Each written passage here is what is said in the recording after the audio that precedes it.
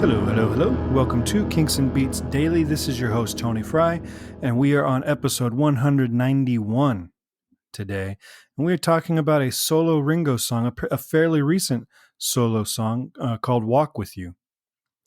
And this song was released as a single on December 22nd, 2009, and as an album track on Why Not on January 12th, 2010.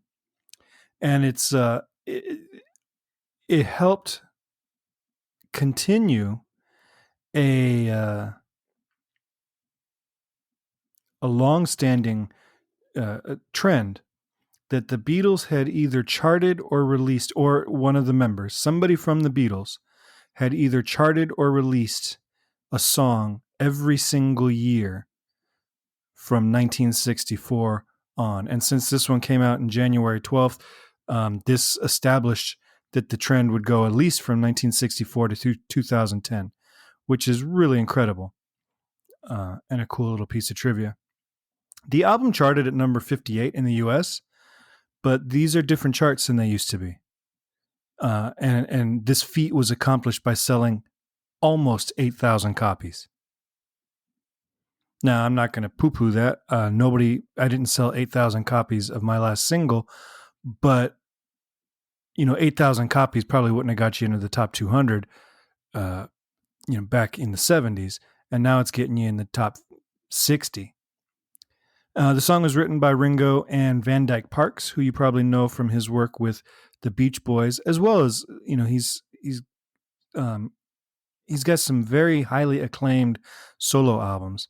But I think he's probably most famous for his work with Brian Wilson. He co-wrote a lot of the Smile sessions.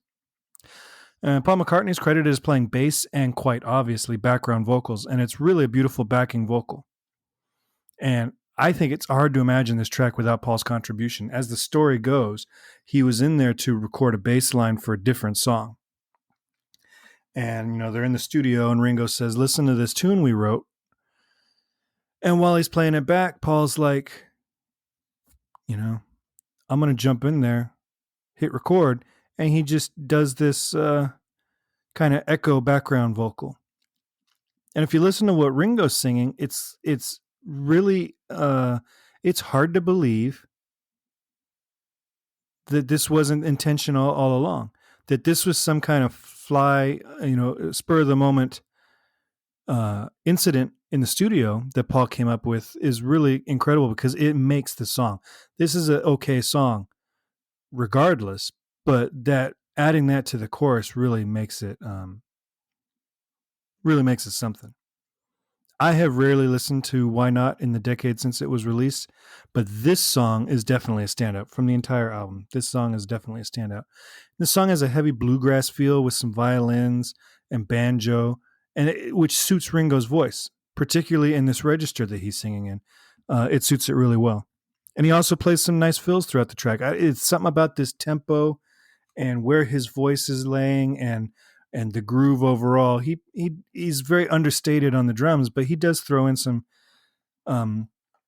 good fills throughout this track. Where he loses me on this bridge, or on this song, is on the bridge, which is constructed pretty cool. He's switching to a minor chord without leaving his home key, but the lyrics don't fit the melody at all. And he puts the wrong emphasis on the wrong syllables. What I have just tried to explain flew by you. That's the line. What I have just tried to explain flew by you. And it's just as clumsy a line as you're likely to find. And it's very exposed because it's a slow song. So those notes last a little longer, and so when you're putting a strong beat on a weak part of the word, or adding just the word just as filler, which is one of the most common filler words of any song, of any songwriters. They just love to put just in there. That whole thing, what I have just tried to explain, like almost all those words are filler.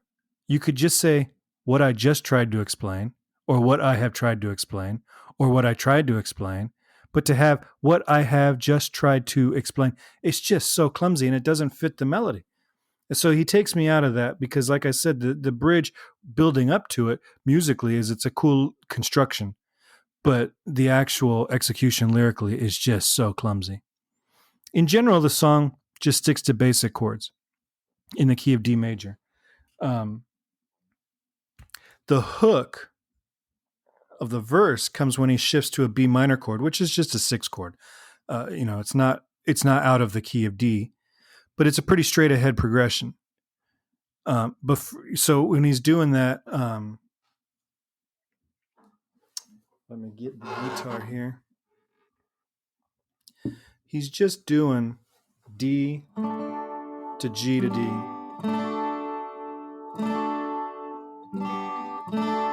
And then when he goes to that B minor, that's a very Beatles chord to go to that 6 chord. And he's allowed to do that. He was a Beatle.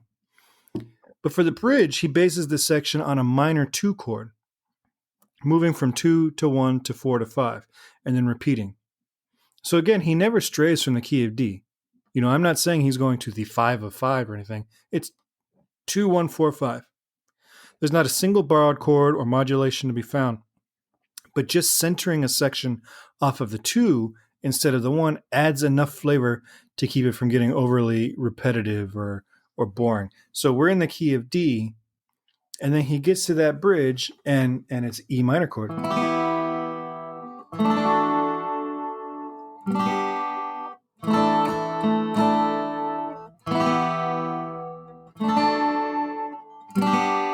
And then back to the C, the 6th chord, the B minor.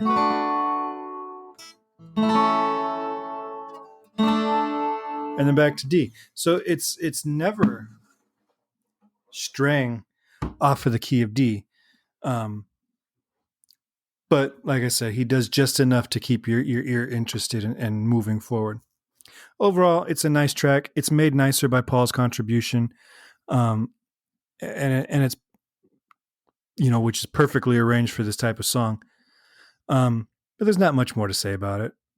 It's an album track on a late era Ringo Starr album. It is what it is. But like I said, it is, to me, probably one of the best tracks on that album. So take that for what it's worth. What are your thoughts? Let me know, 925-494-1739, the Facebook group. Follow us on Twitter. All the information you need to know about this podcast can be found at herohabit.com, including a way for you to contribute. If you like this podcast, you can throw us $4 a month. Helps us keep the hosting fees under control and all that other stuff. All right. I will talk to you guys tomorrow. Thank you for listening. Make sure you are subscribed and that you leave a 5-star rating and review on iTunes. Take care.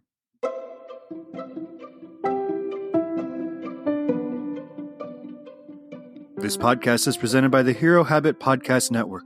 Swing by HeroHabit.com today to comment on this episode and poke around our growing database of sports and pop culture news, reviews, and collectibles. HeroHabit.com. Collect your heroes.